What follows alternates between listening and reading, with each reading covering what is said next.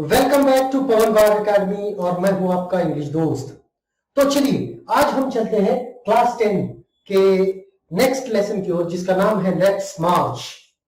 ठीक है, तो ये जो लेसन है ये लेसन एक्चुअली जो एक जाने माने नोबेल प्राइज विनर है कैलाश सत्यार्थी भारत के हैं और बच्चों के लिए उन्होंने बहुत सारा काम किया है। बच्चों की शिक्षा में उनका बड़ा योगदान है और जिसको हम चाइल्ड लेबर कहते हैं, बाल मजदूरी कहते हैं, उस क्षेत्र में जुड़ा हुआ उनका काम है। उसमें से बच्चों को बाहर निकालना, उनको शिक्षा के प्रवाह में लाना, इस तरीके के काम उन्होंने किए हैं और उसी के नतीजतन उसी के लिए उनको नोबेल प्राइज मिला है ना।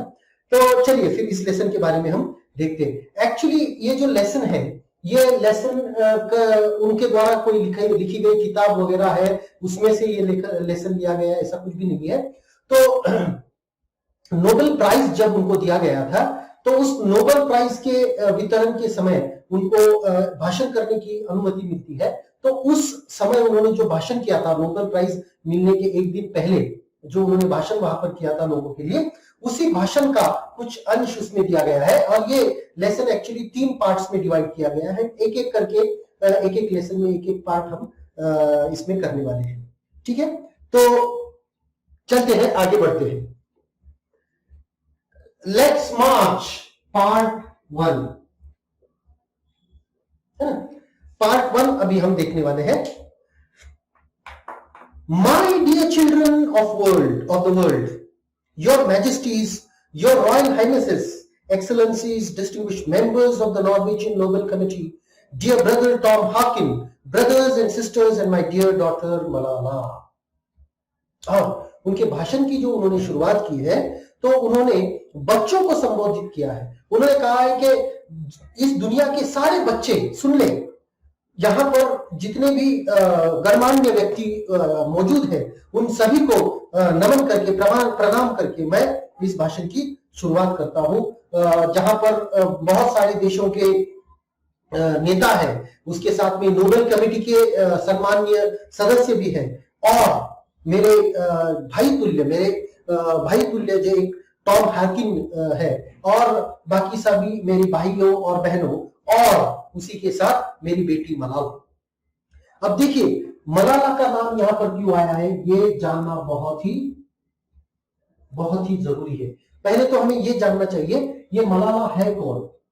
ठीक है, तो जानते हैं मलाला के बारे में। मलाला एक्चुअली एक खैबर पख्तूनख्वा जिसको केपी कहते हैं ना, केपी एक प्रोविंस है, एक राज्य है पाकिस्तान में और वहां पर वो एक बच्ची है मतलब अभी वो पाकिस्तान में नहीं रहती है, वो पाकिस्तानी बच्ची है जिसने आतंकवादियों का विरोध करते हुए शिक्षा को प्राधान्य दिया था और शिक्षा के लिए वो आगे बढ़ी थी और जिसकी वजह से उसके सिर में गोली मारी गई थी आतंकवादियों द्वारा और उसके बावजूद भी उसने अपना काम शिक्षा की ओर, लड़कियों को पढ़ाने की और लड़कियों को शिक्षा के प्रवाह में लाने की जो अपना कार्य था वो कभी भी छोड़ा नहीं है। अभी वो भले ही ब्रिटेन में रहती हो पर फिर भी ऐसे कई मौकों पर वो आगे आती है जहां पर लड़कियों को स्कूल से दूर रखा जाता है, लड़कियों को शिक्षा से दूर रखा जाता है। इस क्षेत्र में उसका बहुत बड़ा योगदान है और उसी के लिए मलाला को भी कैलाश सत्यार्थी के साथ दोनों को विभाजन दोनों को एक साथ नोबेल प्राइज मिला था। तो इसीलिए मलाला भी वो वहां पर मौजूद है और इसीलिए उन्होंने मलाला को भी संबोधित किया है। From this podium of peace and humanity, I am deeply honored to recite a mantra from the ancient texts of wisdom, Vedas। और इस बहुत ही respected podium of humanity and peace, इस स्टेज से जहां पर शांति और मानवता को प्राधान्य दिया गया है, इस जगह से, इस स्टेज से मैं यहां पर आकर मैं खुद को बहुत ही गर्वान्वित महसूस करता हूं और मैं आप सभी को एक मंत्र यहां से देना चाहता हूं जो कि मैंने अपने देश से, हमारे देश के बहुत ही प्राचीनतम पुस्तकों से लाया हुआ मंत्र है। और वो मंत्र क्या है, कहां से आया है? वो आया है हमारे प्राचीनतम ग्रंथों से, जिनको वेद कहते हैं। उन वेदों से ये मंत्र आया है। दिस मंत्र कैरीज अ प्रेयर। और ये मंत्र दूसरा तीसरा कुछ भी नहीं है, पर ये एक प्रार्थना है। किस चीज की प्रार्थना है? N aspiration and a resolve that has the potential to liberate humanity from all man-made crises। और इस प्रार्थना में इतनी ताकत है, इतनी शक्ति है, इतनी ऊर्जा भरी भरी हुई है कि वो व्यक्त होती है उसमें से। क्या वो व्यक्त होता है? इसमें सिर्फ ना एक ऊर्जा व्यक्त होती है, बल्कि एक विश्वास भी उसमें से व्यक्त होता है, इस प्रार्थना में से व्यक्त होता है कि इस मानव प्रजाति को हम उनके द्वारा स्वयं पर लाए हुए संकटों से मुक्ति दिलाने का मार्ग वो मंत्र हमको दे सकता है। Let's walk together in the pursuit of global progress. Not a single person should be left out or left behind in any corner of the world, from east to west, from south to north. और ये प्रार्थना क्या है? ये प्रार्थना कहती है, जिसको हम इंग्लिश में ट्रांसलेट कर रहे हैं, वो प्रार्थना कहती है कि लेट्स वॉक टुगेदर, चलो हम सब मिलकर एक साथ चलते हैं। In the pursuit of global progress. किस लिए? इस पूरी दुनिया के विकास के लिए हम एक साथ चलते हैं। Not a single person should be left out और left behind in any corner of the world. और कोई भी एक भी व्यक्ति हमारे में से छूटना नहीं चाहिए। कोई भी कोने में, दुनिया के किसी भी कोने में एक भी व्यक्ति इस विकास की गंगा से छूटना नहीं चाहिए, भले ही वो किसी भी दुनिया के कोने में रहता हो, चाहे वो पश्चिम से लेकर पूर्व तक और उत्तर से लेकर दक्षिण तक। किसी भी दुनिया के कोने में कोई भी व्यक्ति इस विकास की जो धारा बह रही है उससे वंचित ना रहे। हम सबको साथ मिलकर अपना विकास करना है, और न ही अपना बल्कि पूरी दुनिया का विकास करना है। कोई भी व्यक्ति उसमें से छूटना नहीं चाहिए, भले ही वो कोई भी देश में रहता हो, कोई भी समाज में रहता हो। Let's speak together. और हमको जो कुछ भी कहना है वो हम एक साथ कहें। Let our minds come together. और हम जो कुछ भी सोचना चाहते हैं वो एक जैसा ही क्यों ना हो, सबके लिए कल्याणकारी क्यों ना हो।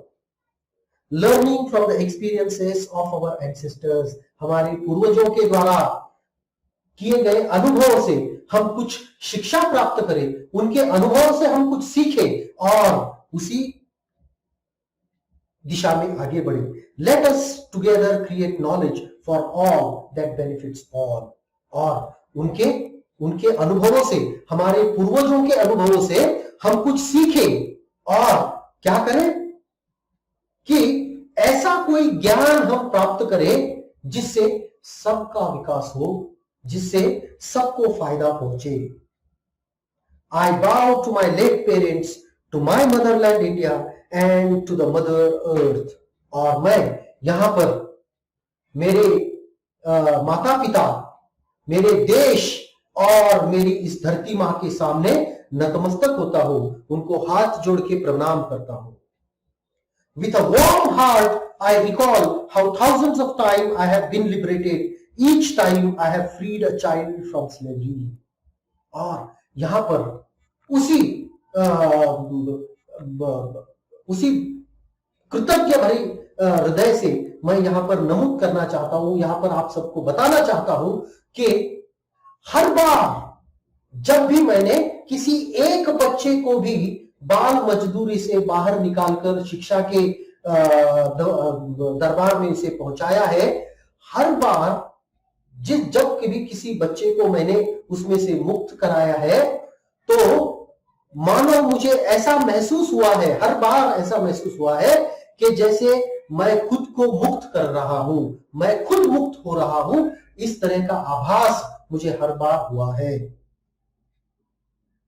In the first smile of freedom on their beautiful faces, I see the God smiling। और मुक्त होने के बाद उनके चेहरे पर जो पहली मुस्कान आती है, उस मुस्कान को मैंने भगवान के चेहरे पर आती हुई मुस्कान को समझा है। जैसे मानो भगवान मुझ पर खुश होकर मुस्कुरा रहे हो, उस तरह की मुस्कान मैंने उनके चेहरों पर देखी है। और मैं बता नहीं सकता कि मुझे कितनी खुशी होती है। I give the biggest credit of this honor to my movements, Kalu Kumar, Dhoomdas and Adarsh Kishore from India. और मैंने जो कुछ भी कार्य किया है, उस कार्य की जो कुछ भी मुझे क्रेडिट आज मिलता है, उसका क्रेडिट मैं अपने मित्रों को देना चाहूंगा। भारत के मेरे मित्र हैं कालू कुमार, धूमदास और आदर्श किशोर। ये 3 लोग हैं भारत से। इकबाल मसीह है पाकिस्तान से, who made the supreme sacrifice for protecting the freedom and dignity of children। और इन चारों लोगों ने, भारत के 3 और पाकिस्तान के 1, ऐसे 4 लोगों ने अपनी सबसे बड़ी कुर्बानी दी है, अपनी जान भी उन्होंने दी है। किस लिए सबसे बड़ी कुर्बानी दी है? किस लिए?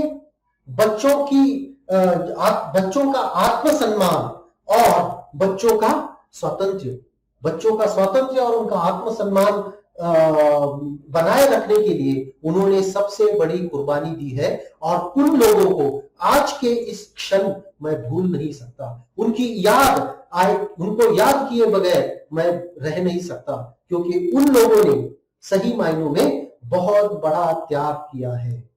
और ये त्याग किस लिए किया है? ये त्याग किया है उन्होंने इन बच्चों की स्वतंत्रता के लिए और बच्चों की मुस्कान को बनाए रखने के लिए, उनके आत्मसम्मान को बनाए रखने के लिए उन्होंने ये त्याग किया है। इसलिए इस क्षण उनको याद किए बगैर मैं रह नहीं सकता। I humbly accept this award on behalf of all such martyrs। और ऐसे अनेकों शहीद लोगों के बिना पर, उनके बिहाफ पर मैं ये पुरस्कार को स्वीकार करता हूं। My fellow activists across the world and my countrymen, मेरे इस काम में जितने भी लोगों ने मुझे सहयोग किया है, उन सभी के तौर पर मैं इस पुरस्कार को स्वीकार करता हूं। और मेरे देशवासियों के प्रतिनिधित्व करते हुए मैं इस पुरस्कार को स्वीकार करता हूं। मैं इन सभी लोगों को आज याद करता हूं, क्योंकि इन्हीं की वजह से हमारी जो मूवमेंट चालू हुई थी, उन्हीं की वजह से उसको आज इतना यश मिला है, इतनी सफलता उसको मिली है। My journey from the great land of Lord Buddha, Guru Nanak and Mahatma Gandhi, India to Norway is a connect between 2 centers of global peace and brotherhood, ancient and modern। मेरी जो यात्रा शुरू हुई है गौतम बुद्ध, गांधी और गुरु नानक की उस धरती से, भारत से नॉर्वे तक का जो मेरा सफर है, वो दुनिया के 2 ऐसे जगहों को जोड़ता है जो जिसको हम जागतिक तौर पर, है ना, जागतिक तौर पर शांतता के लिए वो कार्य कर रहे हैं। एक बहुत पुरानी संस्कृति है और एक नई संस्कृति है। इन दोनों का संगम आज यहां पर हुआ है। दोनों भी देश शांतता को, पीस को प्राथमिकता देते हैं। इस वजह से इन दोनों, मेरी ये यात्रा, भारत से नॉर्वे की यात्रा, इन 2 संस्कृतियों को जोड़ती है, जो एक प्राचीन है और एक नई संस्कृति है। पर दोनों संस्कृतियों ने हमेशा से ही शांति को बहुत बड़ा महत्व दिया है।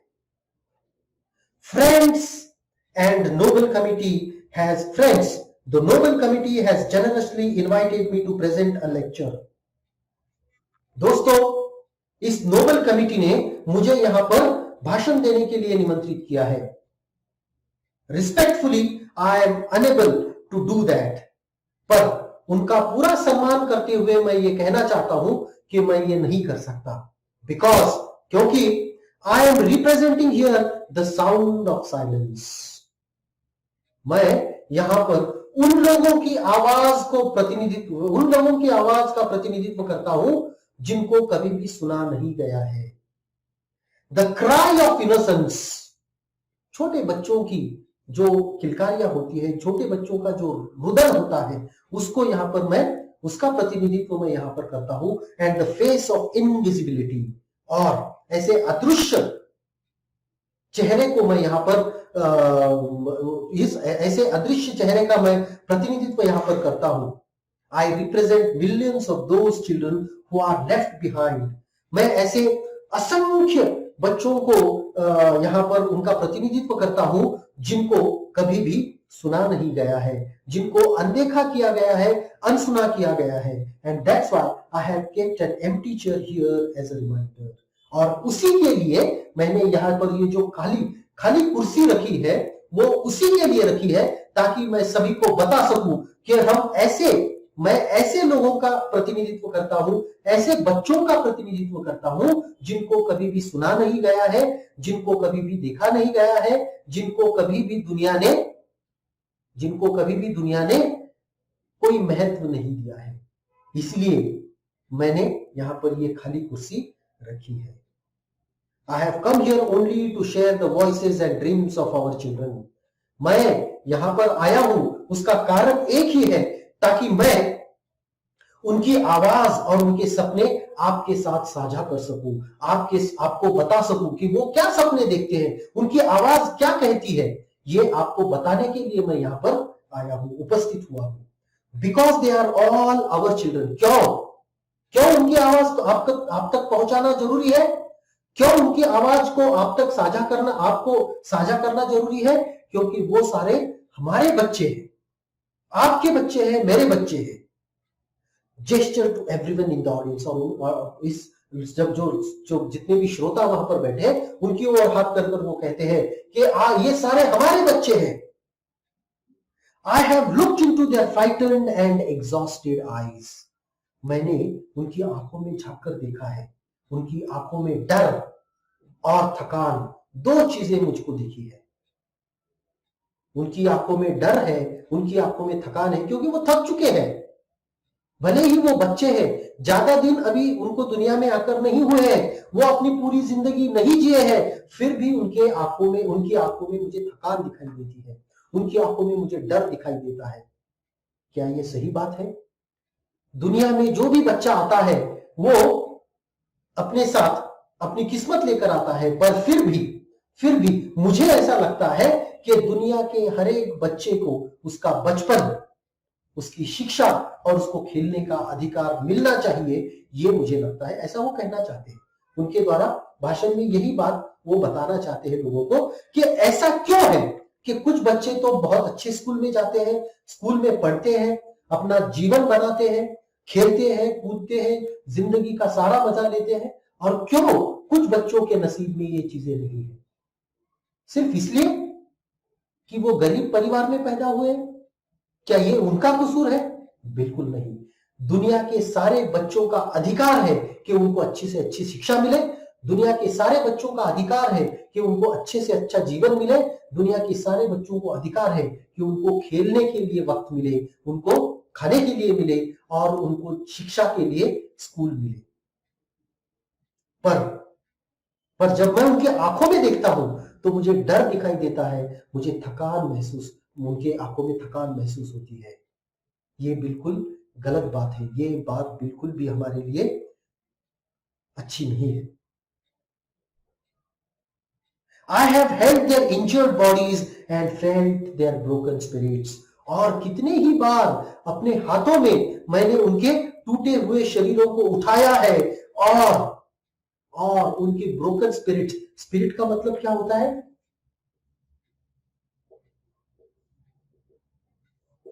स्पिरिट का मतलब होता है कॉन्फिडेंस। उसको आप कुछ भी कह सकते हैं, उसको कॉन्फिडेंस कह सकते हैं, या फिर उत्साह, उमंग। मैंने देखा है कि उनके अंदर बिल्कुल भी उत्साह बचा नहीं है, उनके अंदर उमंग बची ही नहीं है, जीने की कोई लालसा उनको बची नहीं है। अगर बच्चे ऐसा महसूस करते हैं तो इससे बड़ी शर्म की बात हमारे लिए, एक मानव समाज के लिए कुछ भी नहीं हो सकती। एक ओर तो हम चांद पर जा रहे हैं और दूसरी ओर हम देख रहे हैं कि हम हमारे बच्चों को जो उनका अधिकार है वो नहीं दे पा रहे हैं। ये कितनी शर्म की बात है, ऐसा वो कहना चाहते हैं। 20 years ago in the foothills of the Himalayas, I met a small skinny child laborer। 20 साल पहले हिमालय की वादियों में मैं एक छोटे से स्मॉल स्किनी चाइल्ड लेबरर, एक बहुत छोटे पतले से एक बाल मजदूर को मिला था। ही आस्क्ड मी, और उसने मुझसे सवाल किया। उसने मुझको क्या पूछा था? उसने मुझसे पूछा, is the world so poor that it can not give me a toy and a book instead of forcing me to take a gun or a tool? क्या दुनिया सच में इतनी गरीब है? उस बच्चे ने, हिमालय की उस वादियों में 20 साल पहले मुझे एक बच्चे ने पूछा था, क्या दुनिया सच में इतनी गरीब है कि वो हम जैसे बच्चों को किताबें और खिलौने देने की बजाय हमारे हाथ में बंदूक और औजार दे रही है? क्या दुनिया सच में इतनी गरीब है कि वो हमको खिलौने और पुस्तकें नहीं दे सकती?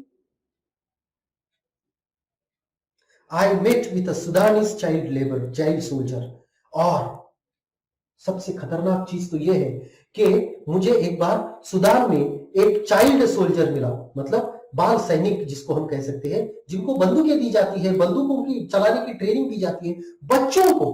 15, 16, 17 साल के बच्चों को बंदूक चलाने की ट्रेनिंग दी जाती है और लोगों की जान लेने की ट्रेनिंग उनको मिलती है। इससे बुरी बात कोई भी नहीं हो सकती। और वो कहते हैं कि एक बार मैं ऐसे ही बाल सैनिक से मिला जो सुदान में था। He was kidnapped by an extremist militia, और उसको आतंकवादियों ने उसके घर से उठवाया, अगवा किया, और उसके साथ क्या किया?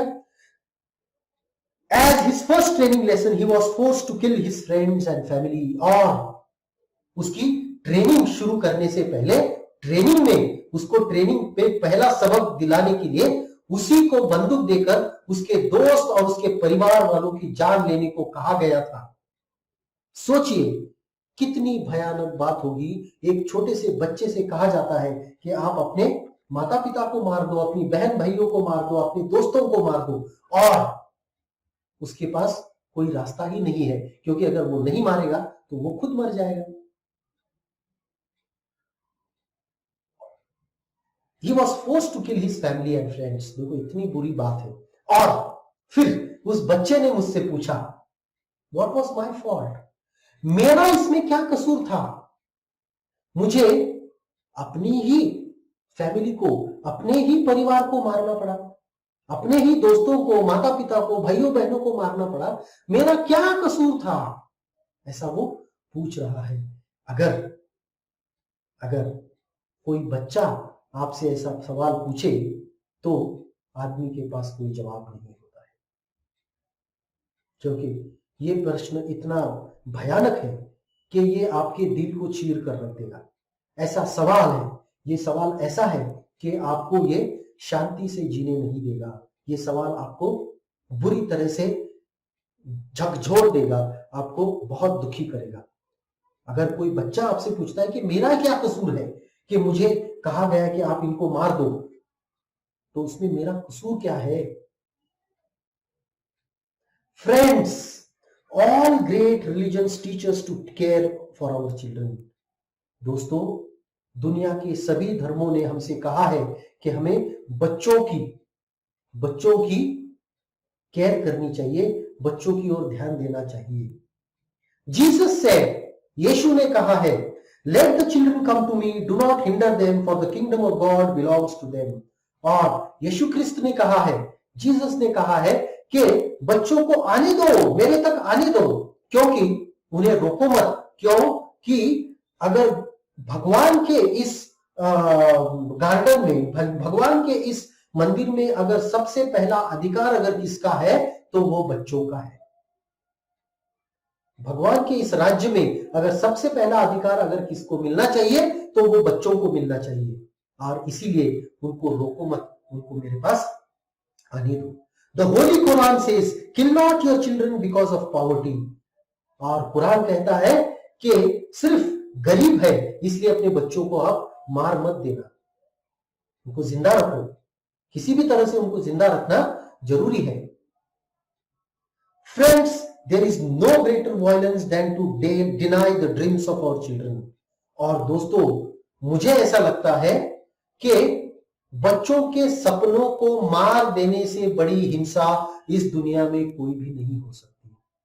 हम अगर अपने बच्चों का सपना पूरा नहीं कर सकते तो फिर इससे बड़ी हिंसा कोई भी नहीं है। Therefore, I refuse to accept that all temples and mosques and churches and prayer houses have no place for the dreams of our children।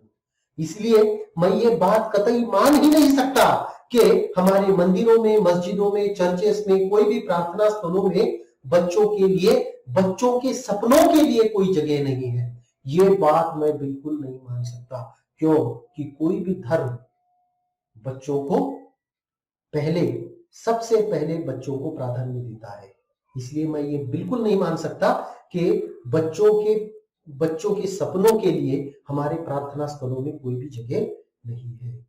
I refuse to accept that the world is so poor when just 1 week of global military expenditure can bring all children to classrooms. मैं ये मान ही नहीं सकता। क्यों नहीं मान सकता? क्योंकि सारी दुनिया का मिलिट्री का जितना भी बजट है, सैन्य का जितना भी बजट है, उस बजट के एक हफ्ते के बजट से दुनिया के सारे देश मिलकर मिलिट्री पे जितना खर्चा एक हफ्ते में करते हैं, उस सारे खर्चे में हम दुनिया के सारे बच्चों को स्कूल तक ला सकते हैं। ज्यादा खर्चे की बात नहीं है, ज्यादा पैसा नहीं लगता है, सिर्फ लगता है तो एक इच्छा शक्ति चाहिए कि हमें ये करना है। अगर करना है, ऐसा सरकारें ठान लेती है, तो एक भी बच्चा स्कूल से बाहर नहीं रह सकता। I refuse to accept that all the laws and constitutions, police and judges are unable to protect our children. मैं ये मान ही नहीं सकता कि दुनिया की इतनी बड़ी पुलिस, इतने बड़े कानून, कायदे, जजेस, न्यायाधीश, ये सारे मिला के ये सारे मिलके भी हमारे बच्चों को न्याय नहीं दे सकते। ये बात मैं मान्य नहीं कर सकता। ये बिल्कुल मुझे मान्य नहीं होती है। ये बात मैं मान ही नहीं सकता कि इन सारे लोगों के बावजूद हमारे बच्चों को न्याय नहीं मिल सकता। ये बात मैं मान नहीं सकता। I refuse to accept that shackles of slavery can ever be stronger than the quest for freedom. मैं ये बिल्कुल मान नहीं सकता कि गुलामी की जंजीरें स्वातंत्र्य की आकांक्षा से ज्यादा मजबूत होती है। बिल्कुल नहीं मान सकता। I refuse to accept here. और मैं ये बिल्कुल मान नहीं सकता, मैं इस चीज को मान्य ही नहीं करता कि ये चीज सही है। बिल्कुल नहीं, क्योंकि गुलामी की जंजीरों से स्वातंत्र्य की इच्छा जो होती है वो बहुत बलवान होती है, बहुत स्ट्रांग होती है, और इसलिए ये मान्य नहीं कर सकता कि दुनिया के सारे अच्छे बड़े लोग मिलकर हमारे बच्चों को न्याय नहीं दे सकते। ऐसा हो ही नहीं सकता। My only aim in life is that every child is free to be a child. मेरे जीवन का एक ही ध्येय है, एक ही उद्देश्य है, और वो है कि हर एक बच्चा स्वतंत्र हो, उसको जो चाहे वो कर सके, उसको जो चाहे वो जीवन वो जी सके। Free to grow and develop. मेरा सपना है कि हर एक बच्चा स्वतंत्र हो, ग्रो और डेवलप करने के लिए, विकसित होने के लिए वो स्वतंत्र है। Free to eat, sleep and see daylight. हर एक बच्चा स्वतंत्र है कि वो सो सके, जब चाहे तब चाहे, खा सके, पी सके, उठ सके, और इस दिन भर सूरज की रोशनी में वो खेल सके। Free to laugh and cry. हर एक बच्चा हंसने और रोने के लिए आजाद है, उसको हम कैद नहीं कर सकते। Play and run. वो बच्चा खेलने और शिक्षा पाने के लिए फ्री है, आजाद है, मुक्त है। Free to go to school and above all, वो स्कूल जाने के लिए मुक्त है, आजाद है। एंड सबसे बड़ी बात है फ्री टू ड्रीम। उसको सपने देखने का पूरा अधिकार है। उसका वो अधिकार, ये सारे अधिकार उससे कोई भी नहीं छीन सकता, ऐसा मेरा विश्वास है। I have the privilege of working with many courageous people who have the same aim. और मेरा सौभाग्य है कि मेरे जैसे विचार करने वाले बहुत सारे लोगों के साथ काम करने का मौका मुझे मिला है। We have never given up against any threat or attack and we never will. हमने किसी भी कीमत पर हमारे ध्येय, हमारे उद्देश्य को छोड़ा नहीं है, और किसी भी हालत में, भले ही हमें धमकियां मिले, हमें कुछ भी करना पड़े, हम कभी भी उसको छोड़ेंगे नहीं। उसको आखिर तक हम हमारा ध्येय रखेंगे, उद्दिष्ट रखेंगे, और उसकी प्राप्ति के लिए हम हर समय प्रयास करते रहेंगे। ठीक है, तो यहां पर हम रुकते हैं। आशा करता हूं ये जितना भी भाग आज हमने लिया है इस लेसन का वो आपको समझ में आया है। समझ में आया है तो लाइक जरूर कीजिएगा, अपने फ्रेंड्स के साथ शेयर कीजिएगा, और ऐसे बहुत सारे सब्जेक्ट्स के वीडियोस पाने के लिए पवन बाग एकेडमी को सब्सक्राइब करना मत भूलिएगा। Thank you very much, good bye.